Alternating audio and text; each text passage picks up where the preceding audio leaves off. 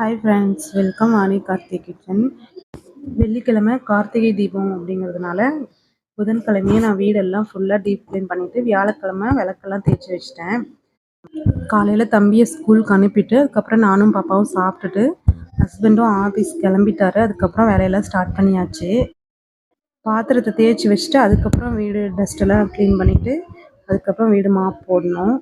Vim gel, Lysol இது 2 கூட கொஞ்சமாக தண்ணி ஊற்றி நல்லா மிக்ஸ் பண்ணி வச்சுருக்கேன்.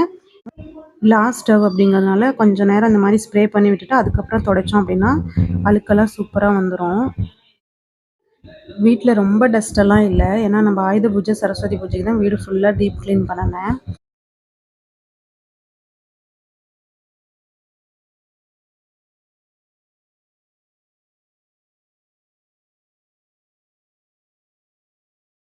வீட்டில் இருக்க எல்லா டாய்ஸும் பார்த்திங்கன்னா சோஃபா மேலே தான் இருக்கும், ஏன்னா அது மேலே வச்சு தான் விளையாண்டுருப்பா.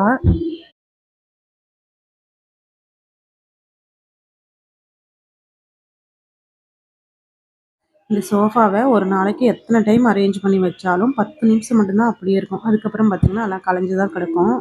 ஏன்னா நம்ம பாப்பா வந்து அது மேலே தான் எல்லா திங்ஸும் வச்சு விளையாண்டுட்ருப்பா.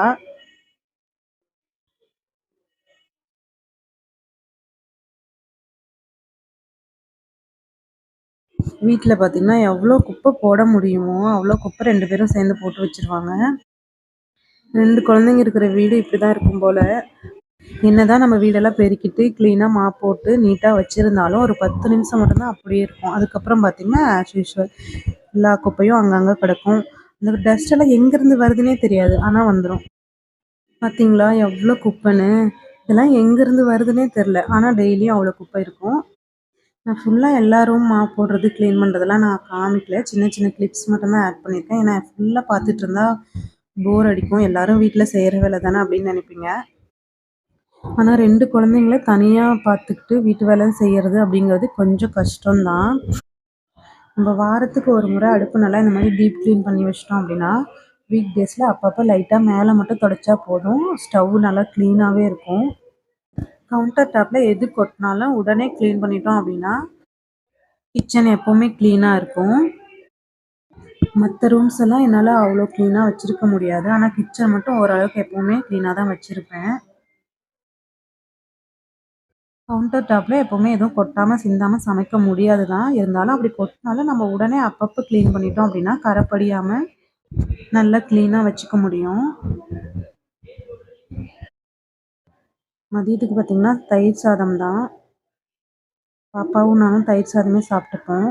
ஏன்னா வீடெல்லாம் ஃபுல்லாக க்ளீன் பண்ணி முடிச்சுட்டு கிச்சன் கவுண்டர் டாப்லாம் க்ளீன் பண்ணங்காட்டியுமே டைம் பார்த்திங்கன்னா 1:30க்கு மேலே ஆயிடுச்சு. இனி நான் ஏதாவது குழம்பு வச்சு சமைச்சு சாப்பிட முடியாது, பாப்பாவுக்கு பசி எடுத்துரும். அதனால் சாதம் மட்டும் வச்சு விட்டுருக்கேன். தயிர் சாதம் அப்படியே சாப்பிட்டுப்போம்.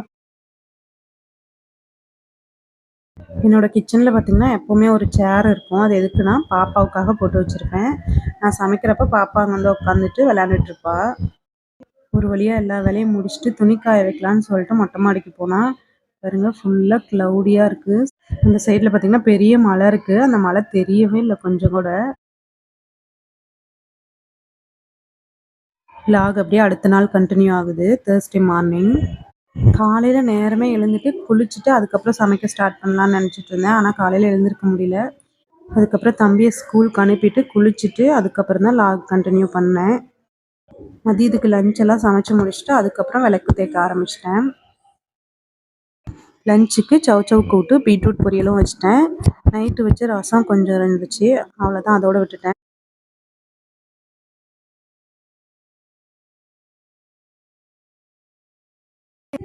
பீட்ரூட் பொரியலுக்கு கொஞ்சமாக பாசிப்பருப்பு சேர்த்து செஞ்சோன்னா பொரியல் ரொம்ப டேஸ்ட்டாக இருக்கும்.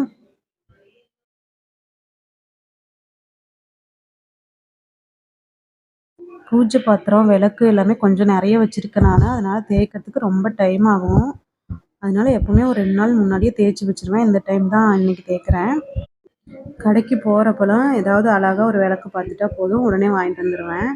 ரொம்ப பெருசு பெருசாலாம் இருக்காது, குட்டி குட்டியாக இருக்கிறது தான் எனக்கு ரொம்ப பிடிக்கும். அதனால் குட்டி குட்டியாக விளக்கு நிறைய வச்சுருப்பேன். எப்போவுமே பார்த்திங்கன்னா கார்த்திகை தீபத்துக்கு 3 நாள் விளக்கு ஏற்றுவேன். கார்த்திகை தீபத்துக்கு முன்னாடி நாள், கார்த்திகை தீபம் அன்னைக்கு, அப்புறம் அடுத்த நாள் 3 நாளும் விளக்கு ஏற்றுவோம்.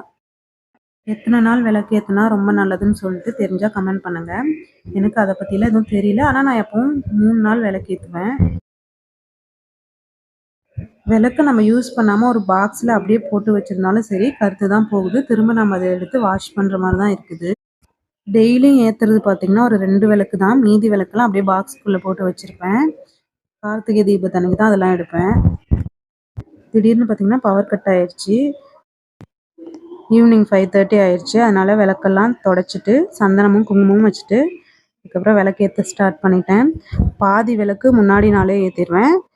தீபத்தன்னைக்கு இருக்கிற எல்லா விளக்கும் ஏற்றிடுவேன்.